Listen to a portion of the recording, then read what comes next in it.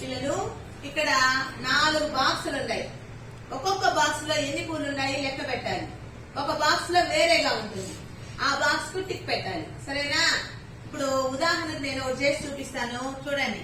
1 2 1 2 3 1 2 3 1 2 3. ఏది వేరేగా ఉండేది? 2. ఎందుకు 2 వేరేగా ఉంది?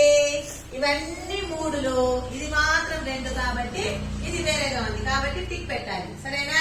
ఇప్పుడు ఒక్కొక్కరు వచ్చి పెట్టండి.